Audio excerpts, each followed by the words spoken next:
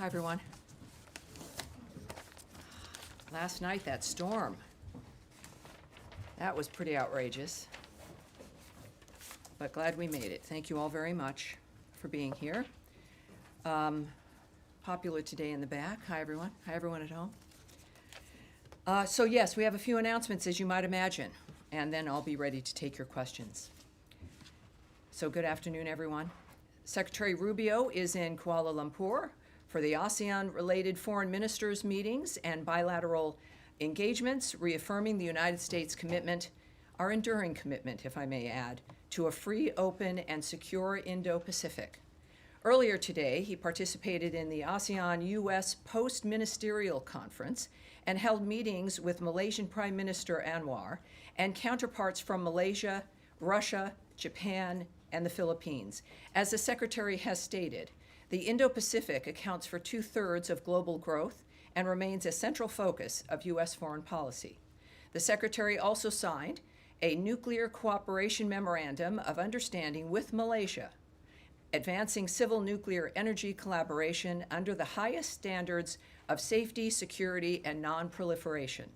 Negotiations toward a 1-2-3 agreement are underway, and once finalized, it would permit the transfer of nuclear material and equipment for peaceful purposes, further deepening bilateral energy, security, and economic ties. Tomorrow also marks the 4th anniversary of the Cuban regime's July 11th crackdown. Deputy Secretary Landau met with Cuban democracy and human rights advocates, reaffirming the United States' steadfast support for freedom and democracy in Cuba. Secretary Rubio's video message to the group made clear the Trump administration promotes accountability for the Cuban regime's human rights violations and continues to stand with the Cuban people in their pursuit of freedom and prosperity. Additionally, the United States is imposing sanctions on UN Human Rights Council Special Rapporteur Francesca Albanese for her abuse of her role. And in recent weeks, she also targeted U.S. companies in an unacceptable campaign of political and economic warfare. The United States will take whatever actions we deem necessary and appropriate to protect our sovereignty, Israel, and any other U.S. ally from illegitimate actions by the ICC. In parallel, the department is announcing a new awareness campaign warning Americans, especially Iranian Americans, about the continuing severe risks of travel to Iran. The Iranian regime does not recognize dual nationality and routinely denies consular services to detained U.S. citizens. And while the bombing has stopped, that does not mean that it is safe to travel to Iran. It is not.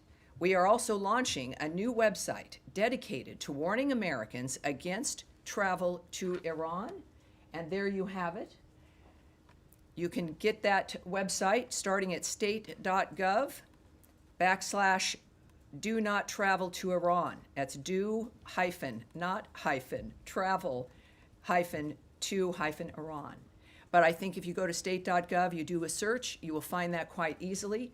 The message is clear, as you can tell, in multiple languages. Our travel advisories are there as well. They remain in place.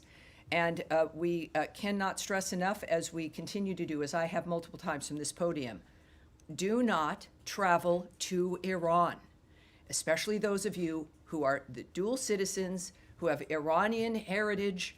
It is not safe for anyone to travel to Iran. And again, this supplements also the existing travel advisories. It does not supplant them at travel.state.gov. Our message is clear. I think so. And finally, as many of you would know, the department is also undertaking a historic reorganization, as announced by Secretary Rubio on April 22nd, to better align workforce activities and programs with the America First foreign policy priorities. The Supreme Court's recent near-unanimous decision allows the reorganization to commence and will ensure that the department moves at the speed of relevancy and restores the department to its roots of results-driven democracy. The plan, which has been approved by the Secretary and developed with extensive feedback from Congress and the workforce itself, is moving into implementation. I do also want to make a note here, as my experience at the State Department now moves into its 6th month. The remarkable experience, the life-changing experience I've had getting to know the people who work in this building. There are tens of thousands of them, and they are at the heart, whether they be political appointees, foreign service officers, or career individuals, people who have made their career, their service for this country, something that has been a part of their lives for a long time. It has been a remarkable experience to see how this building works, how the people work together moving forward to promote and to implement American foreign policy through the commitment and their patriotism. I have to say that in the midst of all of this, it's been, again, very transparent. I've been proud of that coming from the leadership of this building, as we've discussed this many times. And now this is the point where it begins. And all of us understand, and it's sometimes difficult, as any enterprise in America has learned, that when change is necessary. But in this case, we've inherited a dynamic that needed reform, and we are taking and implementing reform. And of course, in the midst of this, know that the people who've committed to the State Department and to diplomacy, that they know also this is not about them. This is about making sure that the State Department is able to operate in a manner that makes it relevant and effective. That is what the American people want. It's what all of us want. And in this dynamic, that's exactly what we're achieving.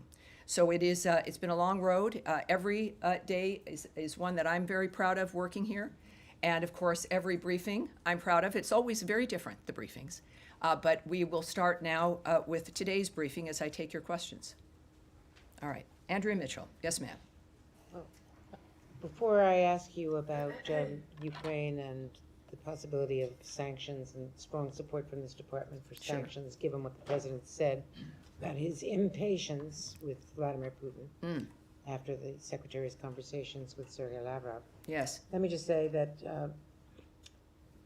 for the workforce, for those who are going to be leaving foreign service as well as civil service, many of whom I and my colleagues have worked with for many, many years, if not decades, to be told that, as you just said, you're going to make it relevant and effective. You're basically saying that they are not relevant or effective. Well, I'm glad you thousands of bring people that up, be because I think jobs. that is, Andrea, it's the antithesis of what I've said. That this is not a matter of the individual being targeted or an individual not being right. This is about being able to be effective due to the size of the organization and to the structure of the organization. This involves, as you all receive material and a new org chart and all these other kinds of wonky things, that this is about an entity that has grown unsustainable over the years with elements related to the Cold War and other elements that we have moved beyond, but still stayed. An aspect that you have a size and people working on things that are not within the framework of the modern age or of what we want to accomplish. And certainly the decision that the American people made last year, that Donald Trump's vision about what the world should be in the context of how America can be great again and what we can contribute as Americans, that when something is too large to operate, too bureaucratic to actually function and to deliver projects or action, it has to change. And it's not the fault of the people who were misled effectively by certain administrations that grew this department into being irrelevant. We must be able to contribute to a world that we've seen in the modern age can destroy everyone's lives. Our department, the State Department, can make the difference with diplomacy, and Donald Trump is the highlight of that. So I will repeat, as I said, this is not a statement about the individuals who are affected in this building. It is a statement about a structure that needs to adapt, that must be smaller in order for us to be relevant, but even more than relevant, effective, quick. We've seen, even just in these past 5 months, how quickly things can change and what can happen when you move at the speed of relevancy. So no, I would, and it's unfortunate, Andrea, that you would take that point and move that point, because nothing could be further from the truth. And it's exciting for the people who are here and the people who've committed their years to the State Department to be able to watch it become even more powerful through diplomacy and making the world safer again and better again and healthier again. They can be proud of that because they've contributed to that, and we're determined to make sure we continue it as well. All right. Well, Yeah, well, am I able you to ask my have a question about, yes, I have go a ahead. question about the importance of sanctions right now at this pivotal moment for Ukraine, given the president's stated impatience with what he saw as misleading understandings Of course. from the Russian president.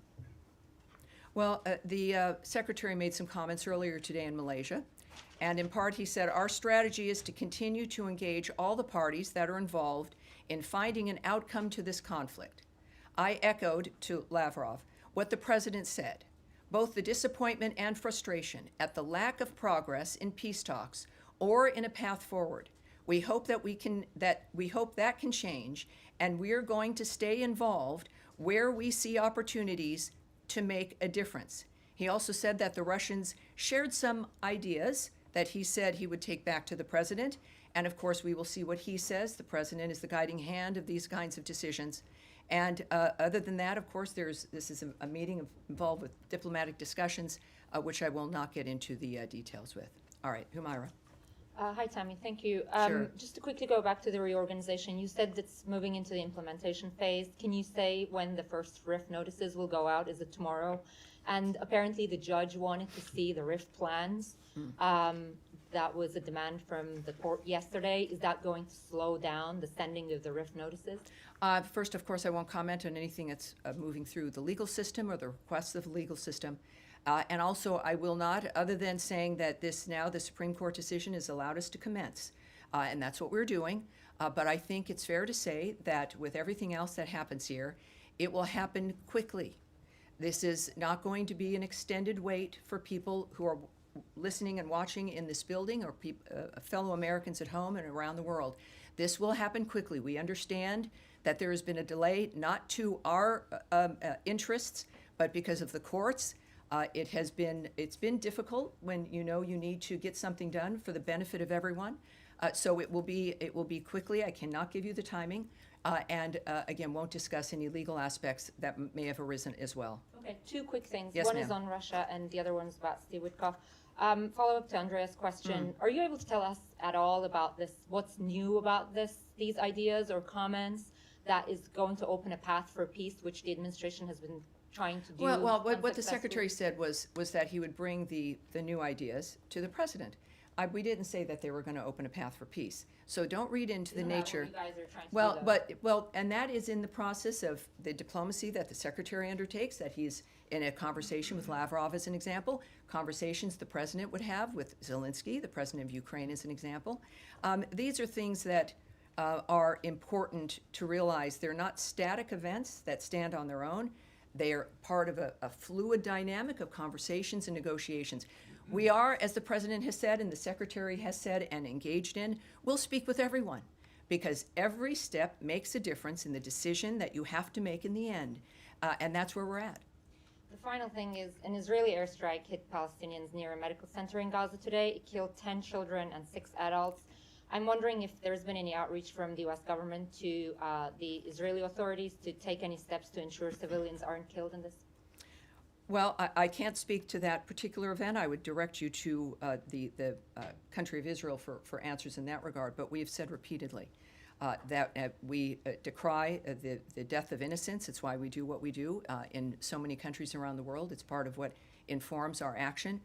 And at the same time, we know that it's a war, and we stand by Israel, to say the least.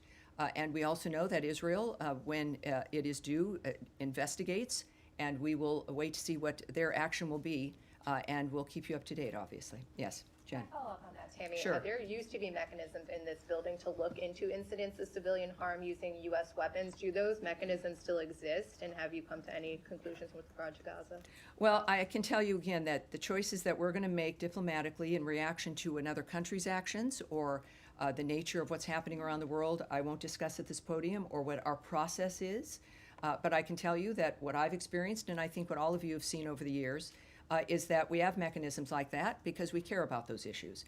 We have a constant communication with our allies around the world, and that is also something that we see benefiting the agenda of the President and the work of the Secretary of State. So clearly, we care about these issues. We're acting on them actively every day. And that will be one, obviously. I can update you on that, I'm sure, as we move forward. And then quickly on GHF, my colleagues and I reported that there were a number of internal concerns about funding GHF that were raised prior to the approval. Can you say whether the Secretary was aware of those concerns and why that approval was granted despite these bevy of Yeah, I know concerns? we've had that conversation before. First of all, I can give you an update. There's now 69 million meals that have been distributed to date at 4 distribution centers, all while preventing Hamas looting, which is, of course, an incredible feat. It should be commended and supported. I think most of us do. We also call on other aid agencies and the UN to participate in this system. It has been implemented and it works. And of course, this is part of the creative solutions that the President has asked for regarding that region. When it comes to the activity that is happening, or allegations that are made, or the framework of what we're trying to achieve, I think that we're looking at a dynamic where it is a war zone. It's the same issues that we've been discussing about the task of getting humanitarian aid to people who need it. The world has clamored for this, and it's happening.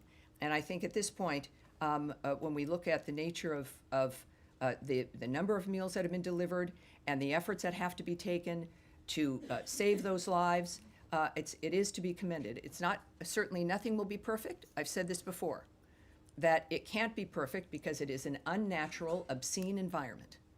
And for people looking for perfection in a war zone like that, being terrorized by terrorists, to demand perfection or a new normal of this environment is unacceptable. Nothing will be enough.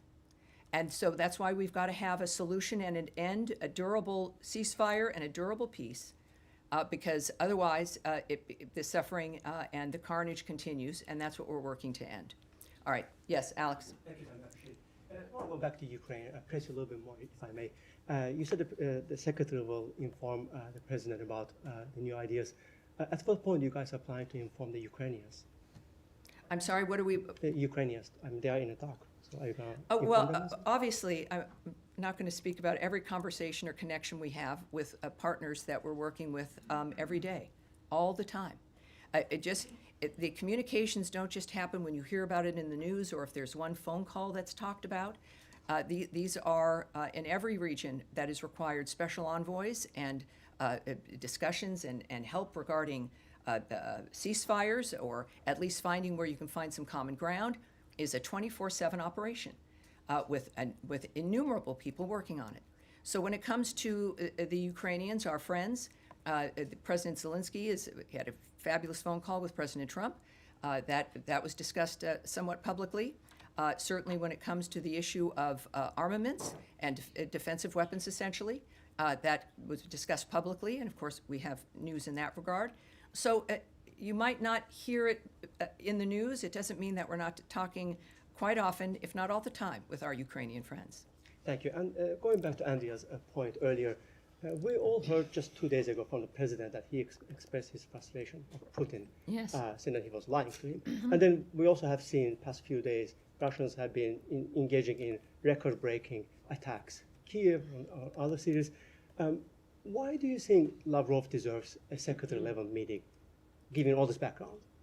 Well, again, a lot of people didn't think Putin should be talked with at all during the last administration. He wasn't talked to for 3 years. That's not a way that you can come to some kind of understanding or agreement or an effort to stop any carnage and the suffering. You've got to talk to everyone at any point when it comes to those who are involved in the situation. To say nothing of the leverage that we have with the ideas and the power of President Trump, and clearly the effectiveness of Secretary Rubio in the midst of this. At the same time, the escalating Russian attacks, the president's been clear, they're abhorrent. I can say to you here that we strongly condemn Russia's escalating attacks on Ukraine and extend our deepest condolences to the victims and families of those killed. Every week, we see reports of Russia setting new records for the scale of its aerial attacks. Every nation wants to have records, but not that kind.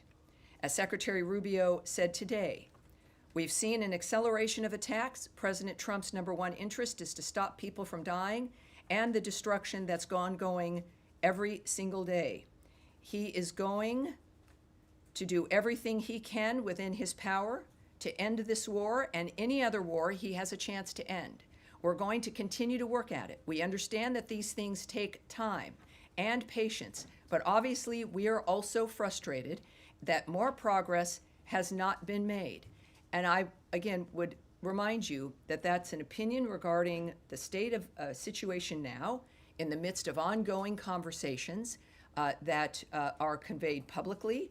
And while I won't speak or characterize the Secretary's conversations with Lavrov or any other person, it's clear that this is part of that movement toward making decisions about what is necessary to stop this madness. All right. Yes, Tom. Is there any update on Steve Witkoff's travel? He'd said in the cabinet meeting earlier this week, I think by the end of the week, he expects to go to Doha. So can you confirm whether or not that's happening? And just on what the president was saying last week, which was with quite a lot of certainty expecting a deal this week, what we should sort of read into the raising of expectations. Do you think that it's that close that now there will be a breakthrough by next week, for example? Well, on your question about Special Envoy Witkoff, the answer is no.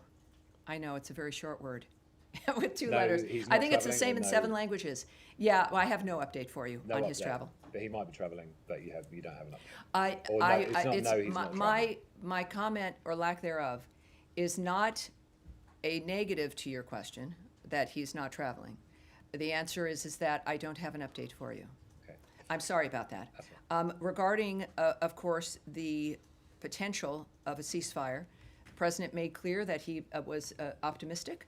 And he's considering his lifelong experience, but certainly the experience over the last 5 months, and even certainly through his first term, with the Abraham Accords, et cetera, and the nature of what's been going on in the Middle East, all of us understand that this is a difficult process. So when you are getting close, when you know the nature of the monsters in this case that you're dealing with, you have a general sense, and especially with how the Middle East has changed dramatically because of the action of the United States a few weekends ago, that the playing field is different. So his optimism is based on the multitude of things that he knows that I don't. I think that we should maintain the awareness of his opinion and the optimism that he has. He doesn't say it very often, so when he does, we need to take it seriously. But we do know that, of course, once again, this is an active zone, and we've got the best people working on it, and that's what we pledge to the United States. Can I just come back with one other issue, which is about the town of Taibeh in the West Bank, in which there are around 300 U.S. citizens, a Christian town. The priest there had said that it's come under sustained settler attack. There was an arson attack on one of the holy sites at the beginning of this week, and they feared that the church there could have caught fire. It was extinguished. Is there, and I had contacted the Jerusalem embassy, but has there been any outreach from the U.S. embassy to the town? Is there any support for the U.S. citizens there? Well, I can't comment on the actions we've taken, even if they're phone calls. What I do want to note, of course, is the decrying we have made of civilians, innocent people being hurt in this process. We also, so obviously we're concerned when we hear about anyone being targeted, let alone Christians in this case, that the president has made it clear his feelings on that issue writ large. And it's difficult. All of this, it's war. It's war manifesting in very different contexts within that region, but also other places around the world. President Trump has long established, and I know Secretary Rubio concurs, that protecting Christians is a priority, as seen through his executive order against anti-Christian bias. We do condemn, so there's no confusion, criminal violence by any party in the West Bank and support actions to ensure all civilians, including Christian civilians, remain safe. In the meantime, though, also we would refer you to the government of Israel regarding security incidents and the IDF posture in the West Bank in this regard. All right, yes. Tammy, just circling back to GHF, we do know that in this latest round of ceasefire negotiations, Hamas has been insisting that GHF end its operations. Of course they are. Do you see any scenario, of course, given that you're talking about how successful it is? Hamas has been enriched by previous aid efforts by looting. They steal this material. They steal the trucks.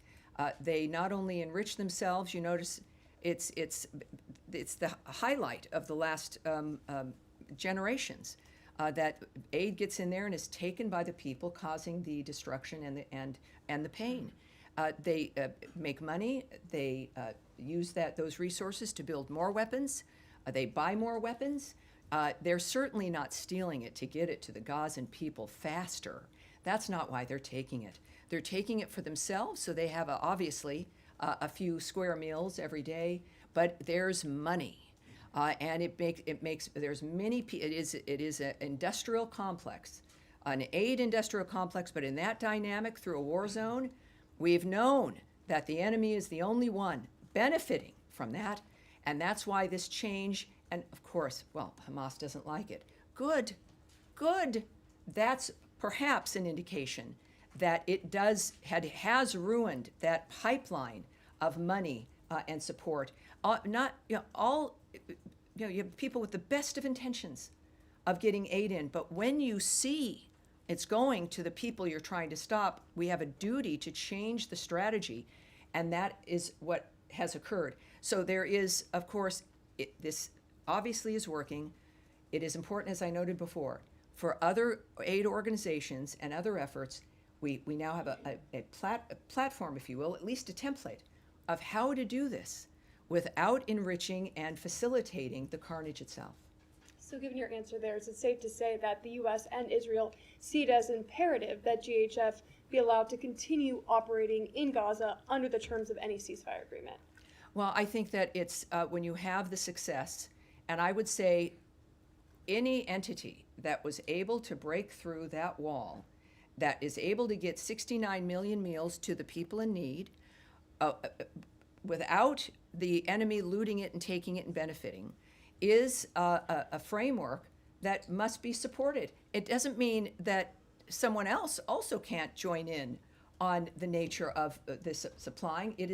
That's, I think, what the difference is. We've finally seen a new idea that works. So separate from the entity that's doing it, right now there's one, because everyone else said don't, or we don't support you, or you can't do it, or yes, we want aid to go in, but not by those guys. It is now undeniable. This is the format that works. And others, now it's an open dynamic of what it is that's making it work. Others should implement it. Others should come in. There is no excuse to stand on the sidelines, either because of envy or because of a political consideration, because all of this transcends those things. It's about feeding people, feeding those children. And this is a dynamic, obviously, that works, and we hope will continue to work. Saeed. Thank you, Tammy. Two quick things. Yes, sir. On Albanese, Yes. on the timing of imposing these sanctions, does it have anything to do with her tweet the day before that basically, slamming Greece, France, and Italy for allowing Netanyahu's plane over their airspace when they are No. signatories to the Rome protocol? I mean, she's Yeah. talking about technical things. Did that have anything to do with No, it? this has been, and it's a good question because it highlights that this is not an action based on one action or one thing. This is been a long-term issue. And what I will say to you is today, and just more details, the United States is imposing sanctions on UN Human Rights Council Special Rapporteur Francesca Albanese for her abuse of that role to directly engage in ICC actions against Israeli officials. In recent weeks, she has also targeted U.S. companies in an unacceptable campaign of political and economic warfare. As the President's Executive Order, EO 14203, makes clear, the ICC's actions set a dangerous precedent for lawfare that endangers our national security and foreign policy and infringes on the sovereignty of the United States. The President declared a national emergency under the EO that emphasizes, quote, the United States will impose tangible and significant consequences on those responsible for the ICC's transgressions, which would include blocking of property and visa restrictions. The United States will take whatever actions we deem necessary and appropriate to protect our sovereignty, to protect Israel, and any other U.S. ally from illegitimate actions by the ICC. That's why that occurred. Okay, and one Yes, sir. quick follow-up on Tom's Yes. West Bank thing. Now, we have seen really, a spike in settler violence in the West Bank. And, whether it's in places like Masafer Yatta, where they basically, there was a big film about it and so on that won the Oscar and so on. But also in other places, in the Jordan Valley and so on. And my question, who is in the State Department following up on these incidents? I mean, how do people, including Palestinian Americans that live in my village, for instance, some of my relatives and so on, who do they go to when they say we have been subject of attack by settlers and so on? Well, obviously, first of all, Israel, of course, it's the government of Israel who they go to. Israel is an ally. But when you say who in this building works on this, I'm going to answer that. Yeah, okay. This is, and I've said this before, a lot of people don't know how the State Department works. It's not a bunch of people in suites, typing things down. Some people are. I do that sometimes, but I don't have a suite. But it's thousands of people, you guys. It is thousands of people in bureaus that are assigned to regions who work literally, and they have, people assigned different times of the day and the night who are working all the time looking at the nature of what's occurring all around the world based on where their region might be. And of course, this region, involving, of course, the Middle East, is very busy. I see them almost every day. And during the briefing days, we sit down and I get briefed by these people, these experts, who watch everything that's happening, who are talking to everyone, who know what's occurring, who know where the policy is moving, who know what the secretary is thinking, or at least what his trajectory might be. I then blend into that with what I know from leadership as I work in this building. So when we say, who cares? The American people care. The State Department cares as a collection of the American people who have committed to this work specifically, which is not easy and does not make anyone rich, because they care about the country and they care about what happens around the world in the relationship of making sure America stays safer, more secure, and more prosperous. That's who cares, and that's who's working on it. Yes, sir, right there behind. Yes, sir. Thank you so much, Tammy. Just a follow-up on Said's question as well. Is the Office of the U.S. Security Coordinator in Jerusalem still working under General Michael Flynn, I believe?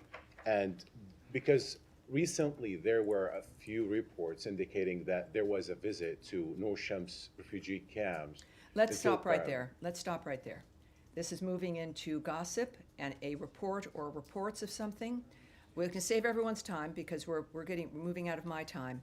But I will not comment on things that you've seen in a paper somewhere or reports of wanting gossip or my speculation. That won't happen. I will have it taken back, your question, in the event there's something we can get to you. But we're going to move on from that. Yes, sir, go ahead. No, we are going on. That was your chance, sir. No, sir, right there. Thank you. On the optimism expressed by the administration on the potential ceasefire in Gaza, and Yes. particularly the distribution of humanitarian aid. Yes. Are there plans in place to stop the firing on Palestinians trying to get that aid? Well, you know, if we've been demanding for a long time, there's one group there, it's just horrible, that will not stop shooting people or lay down their weapons. Hamas. They could lay down their weapons. There are fewer of them, we will have to admit, since the beginning of this war. And they also won't release the hostages.